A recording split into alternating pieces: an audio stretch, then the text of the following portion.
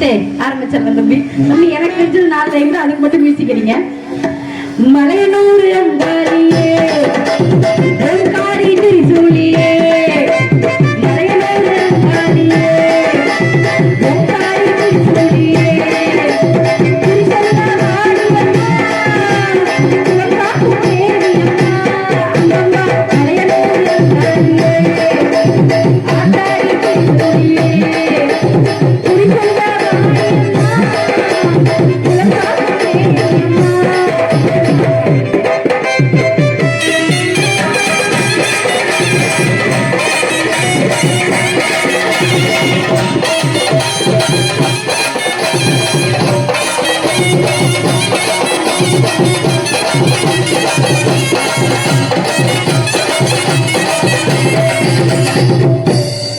சொன்னல 4 லைன் தெரியும், accurate cut பண்ணுன்னு. நீ ரொம்ப என்கிட்ட எக்ஸ்பெக்ட் பண்ற, பட் அன்பார்ச்சுனேட்லி அது இன்னைக்கு இல்ல. அடுத்த நெக்ஸ்ட் ப்ரோக்ராம் பார்த்துக்கலாம். நடுவர்களை முறைப்படி நம்ம அம்மனை வணங்கியாச்சு.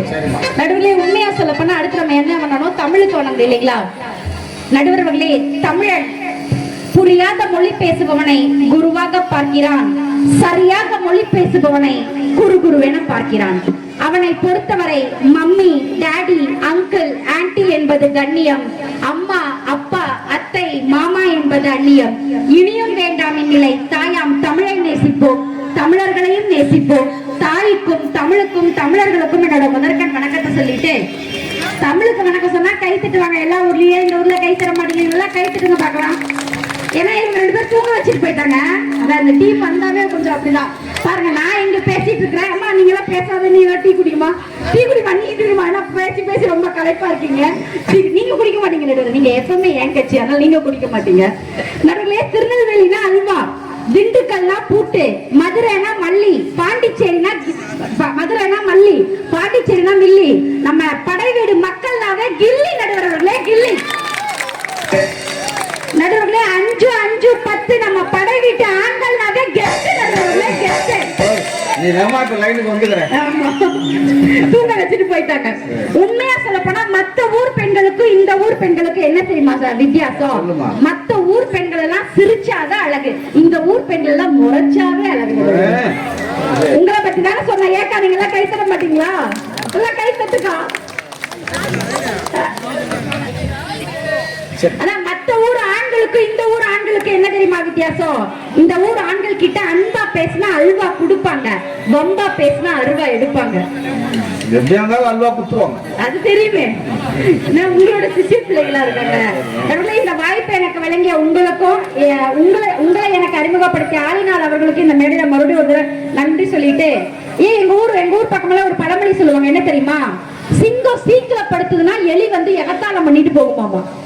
அது மாதிரி நான் வர்றதுக்கு கொஞ்சம் லேட் ஆனதும் இந்த தம்பி எல்லாம் என்ன பேச்சு பேசுது. இதுல வேற நீ நானும் கோவிலுக்கு போனோம், நீ பார்த்த என்ன பேச்சு, என்ன இதெல்லாம் ஆண்கள் தான் என்னமோ வந்து பக்தியிலும் பண்பாட்டிலும் சிறந்து விளங்கலாம். ஆனா நான் இந்த ஊர் ஆண்களை பத்தி எல்லாம் தப்பு சொல்லலாம், நல்லா பேசுறது வெளியூர் எந்த ஊர் ஆண்களை பத்தினா. முருகேசன் தம்பின்னு நீ சொல்லிதாமா தெரியுது. நான் முருகேசன் தங்கச்சின்னு நினைச்சிருந்தேன். வளரிட்டோம். உண்மையிலே என்னோட வயசுல பெரியவன் தான் நடுவர்களே. ஆனா எல்லா மேடையிலயும் என்ன அக்கா அக்காவையும் காமிச்சு அப்படியே சின்ன பையனா ஆக்கிட்டாங்க. இங்க வரணுமா, அப்பதான் போட்டோ போக்கஸ் ஆகுதா சேர்க்கணும். நடுவுல இங்க பாருங்கம்மா, இந்த ஊர் ஆண்கள் எல்லாம் நான் சொல்லல, அதனால உங்க வீட்டு பிள்ளையா நினைச்சு எல்லாரும் பொதுவா கை தட்டிட்டு போங்க. ஏன்னா நான் சொல்றதெல்லாம் வேற ஊர் ஆண்களை தான். எங்க ஆண்கள் தான் வந்து பக்தியிலும் பண்பாட்டிலும் சிறந்து விளங்குறாங்க, எல்லாருமே பண்றாங்கன்னா நான் தெரியாம கேட்கிறேன் நடுவர்களே. ஒரு பெண் வந்தாதானே ஒரு குடும்பம், ஒரு ஆணோட வாழ்க்கையே மலருது இல்லையா? வாழ்க்கை எப்பங்க ஸ்டார்ட் ஆகுது? ஒரு ஆணோட வாழ்க்கையே கல்யாணத்துக்கு அப்புறம் தான் நடுவர்களே ஸ்டார்ட் ஆகுது. அவன் என்ன ஸ்ட்ராங்கான ஆளா இருந்தா கூட பொம்னாட்டி இல்லாத என்ன பண்றது? அவன் இதுக்கு என்ன 2 பேரும் இருந்தா தானே சரியா இருக்குன்னு சொல்றோம்பா.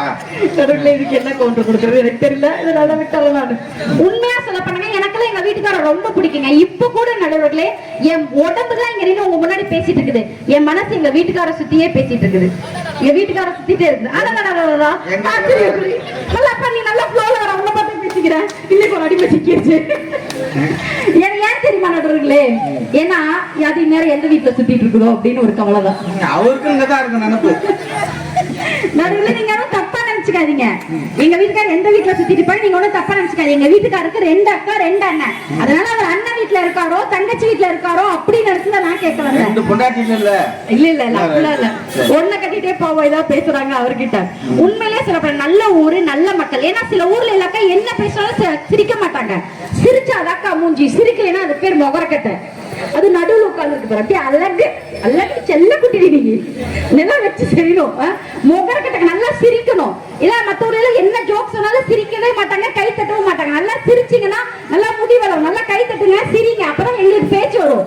ஏக்கா உங்ககிட்ட நாங்க என்ன காசு பணமா கேட்க போறோம்? கை தட்டுனா கை தட்டு தானே போறோம். நல்லா கை தட்டி உற்சாகம் பண்ணுங்க. பாத்தீங்களா நான் முதலே சொல்லிட்டேன், கை தட்டுனதெல்லாம் போயிடுச்சு. லேசா சிரிச்சாக்கா புரிஞ்சுக்கும். இல்ல இல்ல நடுவுல இங்க பாருங்க, எனக்கு இந்த ஊர்ல பேசுறதுக்கு பேமெண்ட் கூட வேணாம் நடுவுல. எனக்கு இந்த பேமெண்ட் கூட இந்த ஊர்ல, ஏன்னா இந்த தாத்தாவோட நம்பர் மட்டும் எனக்கு வாங்கி கொடுங்க. தாத்தாவா ரஜினி? இந்த தாத்தாவோட நம்பர் மட்டும் வாங்கி கொடுங்க. ஏன்னா வந்ததுல இருந்து அவர் தான், அவர் பாவம் ஏதோ அடிச்சுட்டு வந்துட்டாரு போல, என்ன சரக்குன்னு தெரியல. ஸ்டேடியா நின்னுக்கிட்டு ரஜினி தாத்தா சொல்லிட்டு அவன் வீரப்பனுக்கு சமமான ஆளுமா? இல்ல ரஜினி, நீங்க அந்த ரஜினியோட நம்பர் மட்டும் எனக்கு தரீங்களா? ஏன்னா வந்ததுல இருந்து எல்லாத்தையும் உற்சாகப்படுத்தாரு, கை தட்டாரு, இப்படிங்கிறாரு அப்படிங்கிறாரு, நல்ல ரசிகரா இருக்காரு. அடுத்தடுத்த பட்டிமன்றத்துக்கு அண்ணா அப்படியே பஸ் டிக்கெட் போட்டு கூட்டிட்டு போயிட்டேன்னா எனக்கு கொஞ்சம் பேசுறதுக்கு ஃப்ளோ வரும்ல. என்னமா பக்கத்துலயே அவங்க உட்காந்துருக்கலாம். அடுத்த தடவை என் பேச்சாளர் எதிரணி பேச்சாளரா வருவாங்க. நடுவரே நீங்க எப்படிப்பட்ட மக்கள்? அப்படிப்பட்ட உங்க நல்ல நடுவரை கூப்பிட்டு வந்துருக்க உங்களுக்கு ஃபர்ஸ்ட் வணக்கம் சொன்னாங்களா? உங்களை வாழ்த்தி பாடுனாங்களா? உங்களை பத்தி பேசினாங்களா? உங்களை பத்தி பேசாம என் பட்டிமன்றத்தை ஸ்டார்ட் பண்ண என் பட்டிமன்றம் போட்டு சூப்பரா நிக்கிறாரு. இவர் தான் எங்க அமிதாப் மாமா. எப்படி இதுவரைக்கும் இவரை முறைச்சிட்டு எவனும் உயிரோட போன சரித்திரமே இல்லை. நீ என்ன பெரிய ரவுடியாடா? எவ்வளவு அமிதாப் மாமா மாதிரி இருக்காரு. உங்களை பத்தி நான் அரசியல்வாதிமா பாராட்டினாலும் ஏத்துக்குவோம், திட்டினாலும் ஏத்துக்குவோம். நான் கண்டிப்பா பாராட்டதான் செய்வேன். ஓட்டு கேட்க போகும்போது போய வெளியே கூட ஓட்டு போடுறேன்னு சொன்னாருன்னு சொல்லிட்டு வெளியே வருவோம்.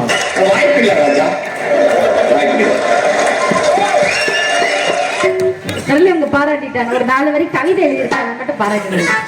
கை தட்டுனா வரும் சத்தம், காலங்காலமா நடக்குது யுத்தம். கை தட்டுனா வரும் சத்தம், காலங்காலமா நடக்குது யுத்தம். உங்க காதலி இங்க வந்தா, உங்க காதலி இங்க வந்தா உங்களுக்கு ஆசையா தருவா முத்தம். அத உங்க பொண்டாட்டி பார்த்தா அடிச்சா வரும் ரத்தம். அனுபவம் நிறைய இருக்கு. எந்த காதலின்னு சொல்லலையே? உங்களுக்கு எத்தனையோ காதல் இருக்குது. அதெல்லாம் நான் கணக்கெடு சொல்ல முடியாது. நோட் புக் தான் கொண்டோம். உண்மையா சொல்ல போனா கலைப்பு போகணும்னா குடிக்கணும் ஜூஸ், சமைக்க வேணும் கேஸ், பட்டிமன்றம்னா நீங்க தான் பாஸ், எங்கனி என்னைக்குமே மாசு, எதிரி 2 டம்மி பீஸ். சார் உங்களை சொல்ல மாட்டேன் சார், நீங்க என்னோட குரு. ஏன்னா கலைஞர் டிவில நீங்க தான், உங்களுக்கு ஞாபகம் இருக்கான்னு தெரியல, அது உங்களை சொல்ல மாட்டேன். இவங்க 2 பேர்த்த மட்டும் நான் ஃபோக்கஸ் பண்ணி பேசிக்கிறேன். இவங்க 2 பேரும் எப்படி இருக்காங்க என்ன வந்து இந்த தம்பி வந்து பேசிட்டு போறாரு. ஆண்கள் தான் வந்து காப்பாத்துறாங்க, பெண்கள் எல்லாம் காப்பாத்ததே இல்லையாமா. ஏங்க இந்த தம்பியை மட்டும் நல்லா ஃபோக்கஸ் பண்ணி பாருங்க. இவங்க மூஞ்சி எப்படி இருக்கு தெரியுமா? இந்த பாலிமெட்ரியில எல்லாம் நியூஸ் கண்டக்ட் போடுவாங்க பாத்தீங்களா? பார்ப்பதற்கு அப்பாவி போல் இருக்கும் இவர்கள் தான் அந்த அரியா பெண்ணிடம் சிறுமிசம் செய்து மாட்டிய காலை அப்படின்னு போடுவாங்க. அந்த மாதிரி வச்சுக்கிட்டு அந்த மாதிரிதான் இருக்க. பொய் சொல்றதுக்குமே அளவெடுத்து வருது. அந்த பாப்பா நீ பாரு, நான் உனக்கு பாரு, நீ ஒரு பொண்ணா போயிட்டேன்னு சொல்லி என்னதான் அடுத்த டீம்ல உட்கார்ந்தாலும் ஒரு பெண்ணுக்கு பெண் மரியாதை தரணும் அப்படிங்கிற காரணத்துக்கு உன்னை கலாய்க்காம பேசிட்டு இருக்க. உங்களுக்கு அடக்கம் அகம்பாவ இருக்கக்கூடாது, பொறுமை இருக்கணும், போக்கித்தனம் இருக்கக்கூடாது. கிரிக்கெட் விளையாடுற வயசா கிளம்பி உனக்கு உனக்கு அந்த மோனத்தை அவனுக்கு அதுக்கு லாக்கி கிளவி அதெல்லாம் அந்த பக்கத்துல வச்சுக்க, என்கிட்ட வச்சுக்காத. என்ன தம்பி நீயுமா என்ன கலாய்க்கிற? அவனே ஏற்கனவே கலாய்க்கிறான், நீயுமா என்ன கலாய்க்கிற? மூஞ்சி நாக கழுவிட்டு பாரு, ஸ்கூல் வாசல்ல மாங்கா பார்த்து வைக்கிற ஆயா மாதிரியே இருப்ப. என்கிட்ட வச்சுக்காத. பேசுற நீ இந்த பொண்ணி கழுவு சொல்லி நானும் கழுவுறேன். யாரு மாங்கா பாத்துல வாங்க ஆயமா இருக்காங்கன்னு பாத்துருவோமா? தடப்பே வேணா, யாராருக்கோ போற டைலாக் எல்லாம் எனக்கு போட்டுட்டு இருக்கிறேன். உனக்கு ஆக்சுவலா நான் பொண்ணு பார்த்தேன் எங்க ஊர்ல. விடு தம்பி, உனக்கு எங்க ஊர்ல நான் பொண்ணு பார்த்தேன். அந்த பொண்ணு ஓகே பண்ற மாதிரி இருந்துச்சு. இப்ப நீ போடுற டைலாக் வச்சுதான் இது பண்ணுவ. சரி நீ இவ்வளவு பேசிருக்கிய, நீ லவ் பண்ணிருக்கியா?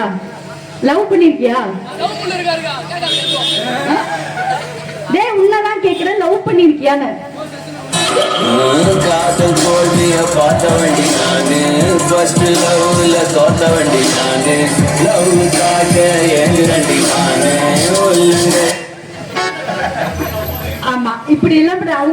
நிறுத்தி இந்த மாதிரி டைலாக் போட்டா அப்புறம் எவதான் கரெக்டாவா? எங்க கூட வந்து எங்க அன்னைக்கு சப்போர்ட் பண்ணினா உனக்கு நல்ல அருமையான பொண்ணு பார்த்து வச்சிருக்கேன், அப்படியே அழகா கூட்டிட்டு போலாம். சரியா? இப்ப அக்கா கூட டிராவல் பண்ணி அப்படியே வரையா? அப்படியே மூஞ்ச பாரு. ஐயோ டேய் ஏன் நடுவுது? ஓகேங்களா?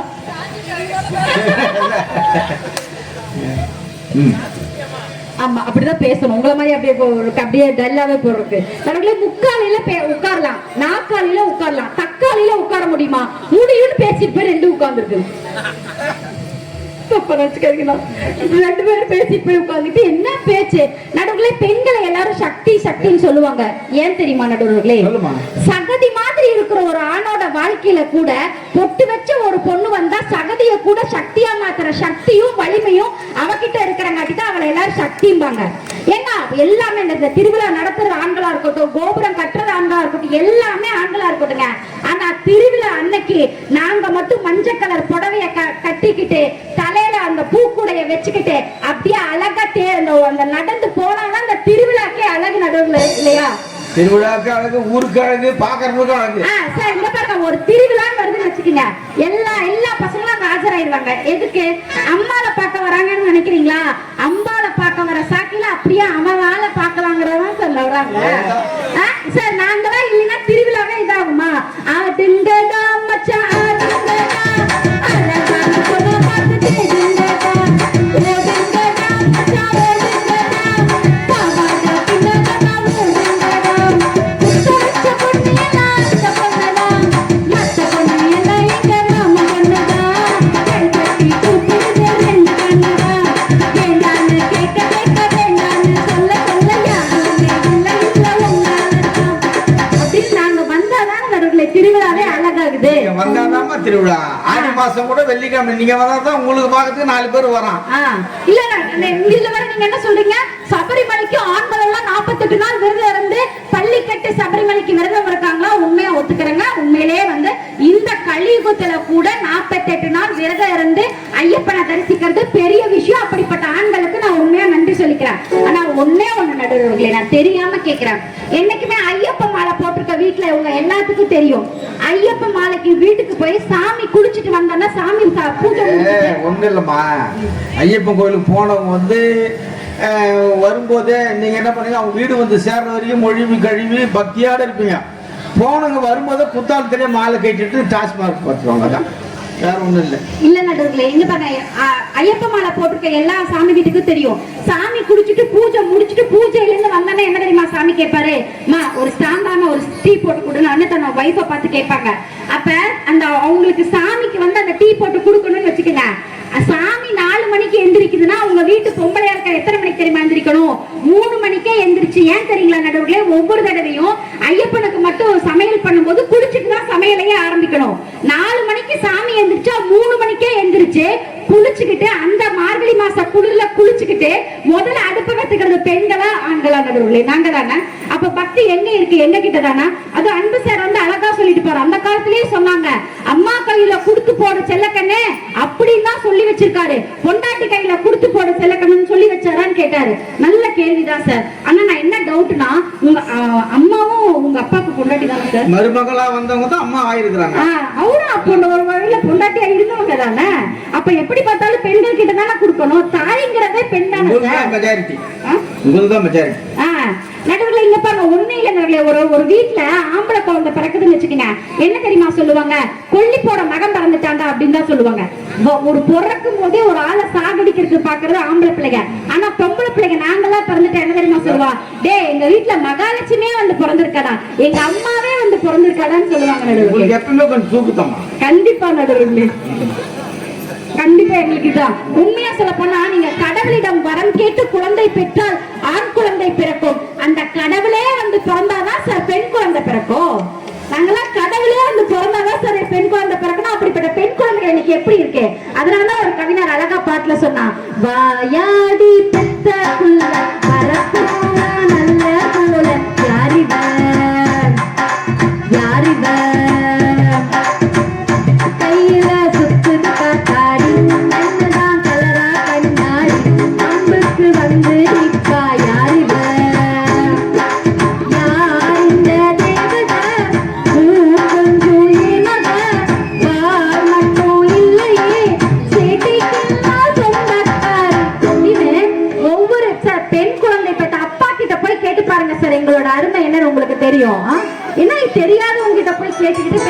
பத்தி தப்பா பேசினா ஒண்ணு இல்ல சார். ஒரு கல்யாணத்துக்கு அப்புறம் ஆண்கள் எல்லாம் என்ன மிஞ்சி மிஞ்சி போனா என்ஜாய் பண்ணுவாங்க.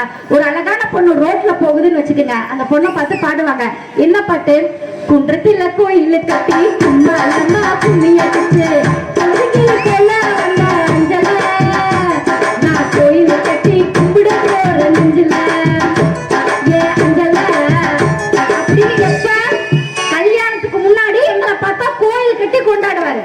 சரி, இதே நாங்க வந்து கரெக்ட் ஆகலன்னு வச்சுக்கோங்க, எப்படி எங்களை வந்து கரெக்ட் பண்ணணும், லவ் பண்ணணும். தம்பி எல்லாம் பாரு 40 லவ் முடிச்சுட்டு 41வது லவ்வுக்கு அப்ளிகேஷன் போட்டுட்டு இருக்கான். அது என் தங்கச்சிய. அப்படி இருந்துட்டு என்ன கலாய்க்கிறேன். சரி விடு, அது வேற டிபார்ட்மெண்ட். சார் அந்த எப்படி தெரியுமா எங்களை கலாய்ப்பாங்க? நான் உன்னை கோணி முட்டை தூக்கியாவது உன்னை வச்சு காப்பாற்ற வேண்டி, அப்படியாவது நீ என்ன லவ் பண்ணிடுங்கிறத எப்படி நம்ம கரெக்ட் பண்ணுவா? கோயம்பேட்டு மார்க்கெட்ல வந்து பாருடி நான் கோணி முட்டை தூக்கியாத கோயம்பேட்டு மார்க்கெட்ல வந்து பாருடி நான் கோணி முட்டை தூக்கியாத அப்பு டவுன் வாழ்க்கையில வந்து போகடி நான் அப்ப கூட உன்னை விட்டு போக மாட்டேடி பல்ட்டி அடிப்படி உசுர கழட்டி கெடுப்படி நீ இப்ப சொல்ல 100 பேரை சொல்ல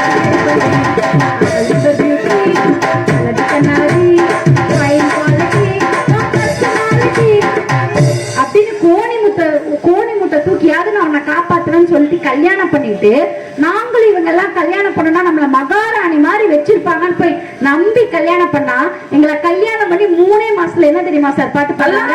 அப்படியே வாழைப்பழம் மாதிரி பேசுவாங்க. பேசுறத பார்த்தா எப்படியா பட்டவங்களதான் விழுந்துருவாங்க. பேசியே கவர் பண்ணுவாங்க. அப்படி பேசி கவர் பண்ணிட்டு என்ன தெரியுமா பாட்டு பண்றாங்க? ஒரு 3 மூட்டுச்சால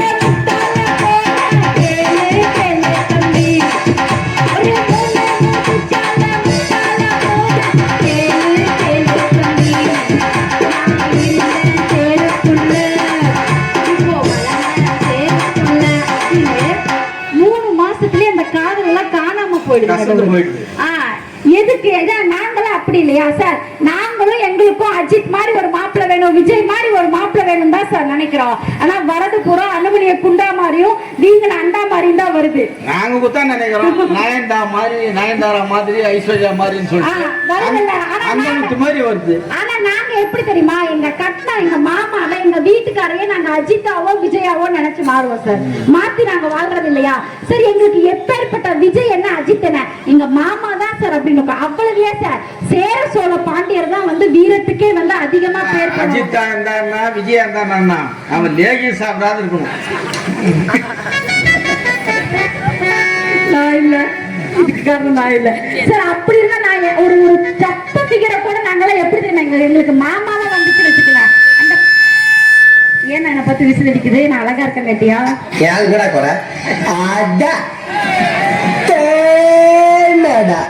இந்த செயின் உனக்கு கண்டுட்டு போறேன், கலப்படாத சார். ஒரு கருப்பா இருக்க ஒரு ஆணை கல்யாணம் பண்ணிட்டா கூட நாங்க என்ன தெரியுமா பண்ணுவோம்? அந்த கருப்பு கூட எங்களுக்கு தெரியாது. அப்படி எங்க மாமா கலர் தான் எப்படி தெரியும்?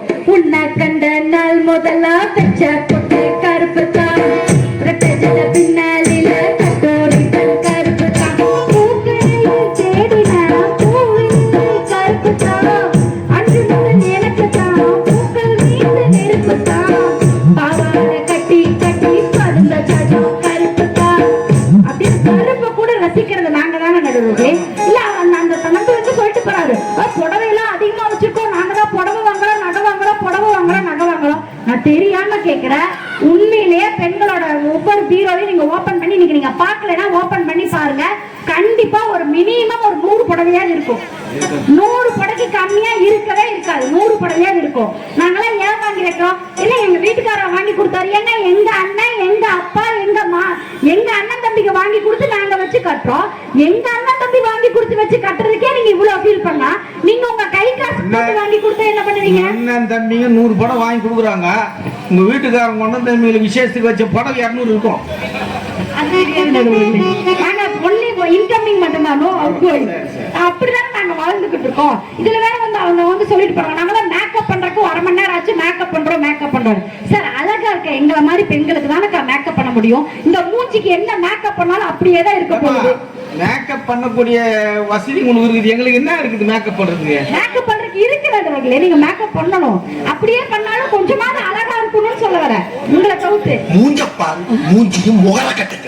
இந்த மூஞ்சில முடிச்சா பொடிக்கு போயில தம்பி இது யாருக்கு போட்ட நடுவருக்கா இல்ல அந்த டீமுக்கா? நடுவருக்கா இருந்தா பேமெண்ட் கட் பண்ணிடுவாரு, பாத்துக்கோ.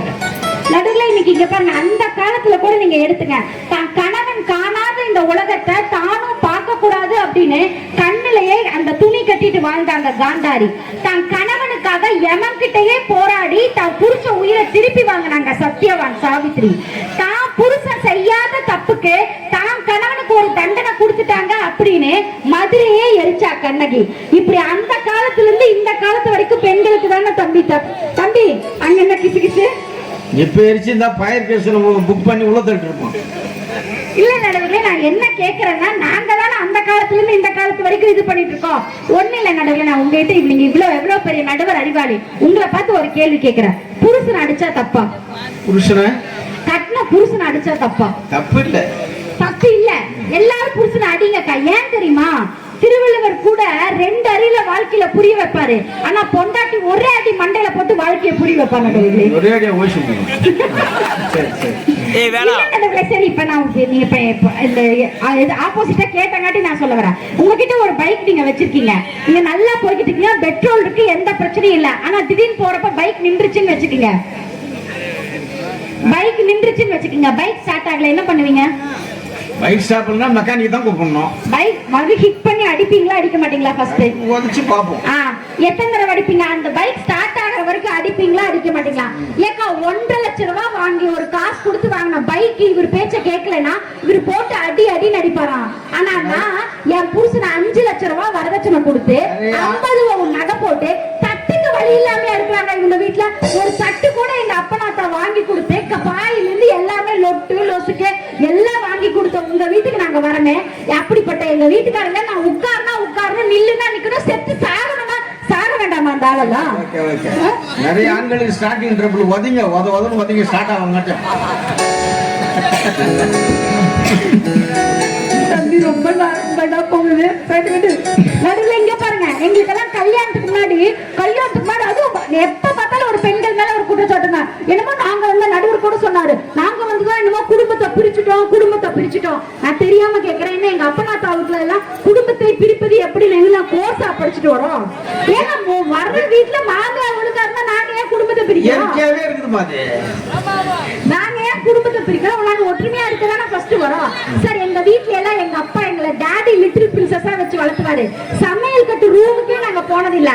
ஆனா கல்யாணம் ஆகி நத்தலோ தொத்தலோ அதுக்கு வாக்கப்பட்டு வந்துட்டோம் அப்படிங்கறதுக்காக சரி அவருக்கு பிடிச்ச மாதிரி சமைச்சு போடணுமே, அவரை சந்தோஷப்படுத்தணுமே சொல்லி நாங்க சமையல் கத்துக்கிட்டு ஆரம்பிக்கிறோமா இல்லையா? அது எங்களுக்கெல்லாம் எப்ப சமையல்லாம் என்னன்னே தெரியாது. அப்படிப்பட்ட நாங்க கூட எங்க மாமியார் மாமனாருக்காகவோ எங்க ஹஸ்பண்டுக்காகவோ சமைக்கிறோம்னா அந்த பெண்கள் நாங்க தானே பெருசு. அது எப்படி விதவிதமா சமைச்சு போடுவோம் நடுவர்களே. சீரக சம்பா நெல்லு குத்தினா சோறு சமைச்சிருக்கேன், மாமா சோறு சமைச்சிருக்கேன், சேலத்து மாமன் சார் எடுத்தேன், நல்ல ரசமும் வச்சிருக்கேன், மாமா ரசமும் வச்சிருக்கேன், முட்டு தோண்டி தண்ணி எடுத்து வெந்நீர் வச்சிருக்கேன், மாமா வெந்நீர் வச்சிருக்கேன், முன்னும் வாய குப்பரிக்க பன்னீர் வச்சிருக்கேன், மாமா பன்னீர் வச்சிருக்கேன், சாப்பிட வாரிகளா இல்ல தோப்புக்கு போறீங்களா, சாப்பிட வாரிகளா இல்ல தோப்புக்கு போறீங்களா. விதவிதமா சமைச்சு போடுறோமே இல்லையா? எங்களுக்கு சமையல் தெரியலனா கூட ஒண்ணு இல்லக்கா. இந்த நடுவுல நீங்க பதில் சொல்லுங்க. ஹார்ட் அட்டாக் யாருக்கு வருது? ஆண்களுக்கு அதிகமா வருதா பெண்களுக்கு அதிகமா வருதா? ஆண்களுக்கு தான் கொஞ்சம் கூடுதலா இருக்குது. ஏன் தெரியுமா? பெண்களை விட ஆண்களுக்கு தான் அதிகமா வரும். ஏன் தெரியுமாக்கா? நாங்கெல்லாம் எங்க கட்டின வீட்டுக்காரர் தான் மனசுல வச்சுக்குவோம். ஆனா ஆண்கள் எப்படி தெரியுமா? கட்டின வீட்டுக்காரி, கொழுந்தியா, மச்சி மிச்சி, பக்கத்து வீட்டுக்காரி, எழுத்து வீட்டுக்காரி, நேத்து பார்த்தவ, முந்தானத்து பார்த்தவ, இன்னைக்கு பார்த்தவ எல்லாத்தையும் கொண்டு போய் அந்த குட்டி கரகாட்ட ஆட வரவா சுதேசா எல்லாத்தையும் கொண்டு போய் குட்டி இதயத்துல வச்சா அந்த குட்டி இதயம் தாங்குமா? அப்புறம் வடிக்காம என்ன பண்ணும்? ஆமா, பரந்த மனசு. ஏங்க எப்பவுமே நம்ம எல்லாம் என்ன நினைச்சிட்டு இருக்கோம்னா, ஒரு கட்டடம் இருக்குன்னு வச்சுக்கோங்க, அது நம்ம என்ன நினைச்சுக்கிட்டு இருக்கோம்னா மண்ணுல இருக்குன்னு நினைப்போம். அது மாதிரிதாங்க வீடுனா எப்படி இருந்தாலும் ஒரு பெண்ல இருந்தாங்க ஆரம்பிக்கும். என்னதான் நீங்க பேசினாலும் ஒரு பொண்ணு வந்து விளக்கேத்தலன்னு வச்சுக்கோங்க, அந்த வாழ்க்கை ஒரு ஆணுக்கு இருட்டாதான் போகும். அது விளக்கேத்துறது கூட ஒரு சமுதாயத்தை வந்து கண்டுபிடிச்சா நடுவில். எப்பவுமே புது பொண்ணு கல்யாணம் பண்ணிட்டு வந்தோம்னா எண்ணெய் ஊத்தி விளக்கேத்துமான்னு சொல்லுவாங்க. அதுக்கு என்ன தெரியுமா அர்த்தம்?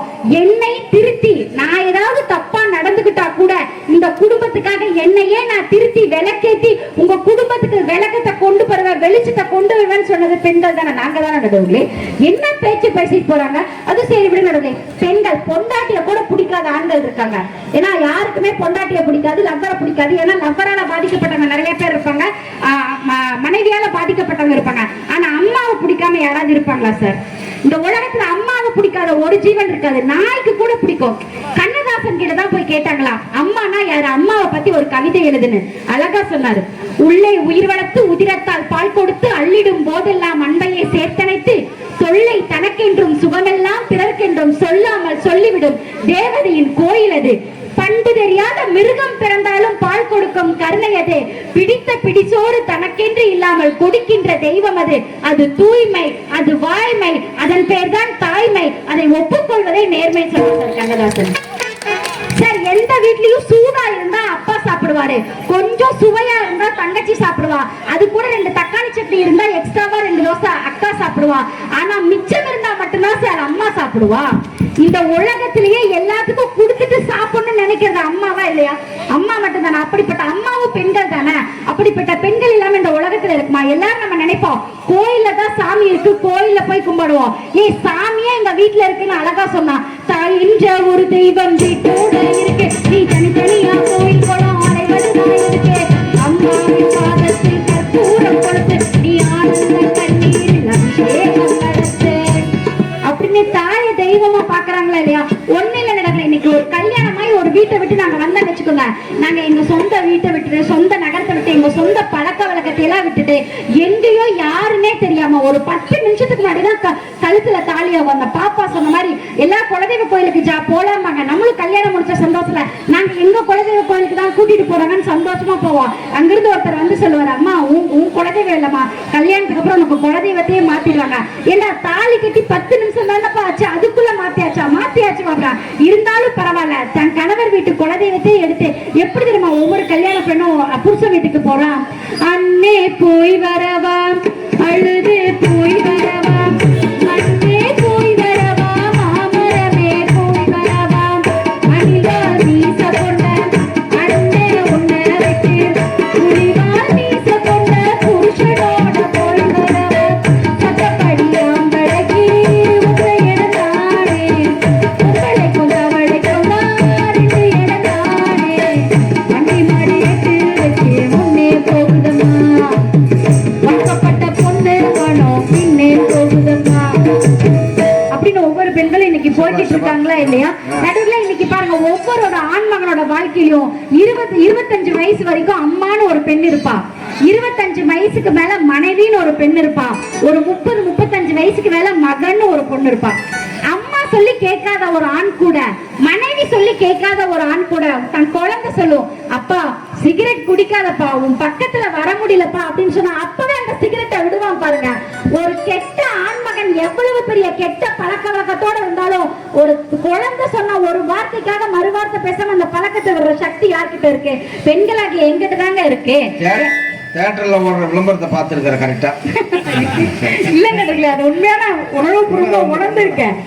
நடுவுல இங்க பாருங்க, இப்ப பக்தியில வந்து சொன்னாங்க, பண்பாட்டுல பக்தியில எல்லாத்துலயும் நாங்க தானே இருக்கோம். இப்ப பக்தியில வந்து சொன்னாங்க 64 நாயன்மார்கள் இருக்காங்க. உண்மைதான், 64 நாயன்மார்கள் இருக்காங்க தான். ஆனா பெண்கள் அந்த நாயன்மார்கள் லிஸ்ட்ல கம்மி தான். இல்லாத ஒரு சிறப்பே ஒரே ஒரு பெண் நாயன்மாருக்கு இருக்கு. அது யாருக்கு தெரியுமா? காரைக்கால் அம்மையார் அப்படிங்கிற ஒரு அம்மையாருக்கு மட்டும்தான் இருக்கும். நீங்க 63 நாயன்மார்கள் சிலை போய் பாத்தீங்கன்னு வச்சுக்கோங்க, எல்லாரும் நின்னுட்டு மட்டும்தான் இருப்பாங்க, ஒரே ஒருத்தர் மட்டும்தான் உட்கார்ந்துட்டு இருப்பாங்க. அது யாருன்னா அது காரைக்கால் அம்மையார் தான். ஏன்னா சிவனே அவங்கள அம்மான்னு கூப்பிட்டாங்களாம். அப்படி சிவனையே தான் அம்மா வாக்குறது அப்படிப்பட்ட காரைக்கால் அம்மையார் இருக்கிற நாங்கதானே நடுவுல பக்தியிலும் பண்பாட்டிலும் சிறந்து விளங்குறோம். என்ன வேணா போன் பேசுறது, நான் பேசுறதா என்ன வேணா பேசுங்க நடுவுல, நம்ம என்ன வேணா சொல்லலாம். வாழ்க்கையில பெண்கள் இல்லாம சாதிச்சிட முடியும். ஏன் ஒண்ணு இல்ல, ஒரு வாரம் எங்க அம்மா வீட்டுக்கு போறோம், நாங்க போயிட்டு வந்தோம்னு வச்சுக்கோங்க, போயிட்டு வந்து பார்த்தா கழட்டி போட்ட லுங்கி அப்படியே சைக்கிள் டயர் மாதிரி அதே இடத்துல கிடக்கும். குடிச்சிட்டு வச்ச டீ கப்பு 4 நாள் எடுக்கிற கால் இல்லாம அப்படியே இருக்கும். வாங்கிட்டு வந்த சாம்பார் பாக்கெட் இது எதையுமே கூட்டாம அப்படியே இருக்கும். பெண்ணுன்னு ஒரு ஒருத்தி வந்தாதான் நடுவர்களே சுத்தங்கிறதே இருக்கும். நீங்க எந்த வகையில பார்த்தாலும் பக்தியிலும் பண்பாட்டிலும் சிறந்து விளங்குங்கள் பெண்கள் தான் அப்படின்னு சொல்லி கடைசியா ஒரே ஒரு கருத்தை மட்டும் சொல்லி முடிச்சுக்கிறேன் நடுவர்களே. பெண்கள் நம்ம தான் என்னைக்குமே கெத்து. ஆண்கள் தான் நம்மளோட சொத்து. உங்க வீட்டுக்காரர் உங்க பேச்சு கேட்கலன்னு வச்சுக்கோங்க, நீங்க ஏதாவது புத்திமதி சொல்லி உங்க வீட்டுக்காரர் உங்க பேச்சு கேட்கலன்னா அவங்கள தூக்கி போட்டு எத்து அப்படின்னு சொல்லி வாய்ப்பளித்த அனைவருக்கும் நன்றி கூறி விடைபெறுகிறேன். நன்றி. நன்றி ஷர்மிளா அவர்கள்.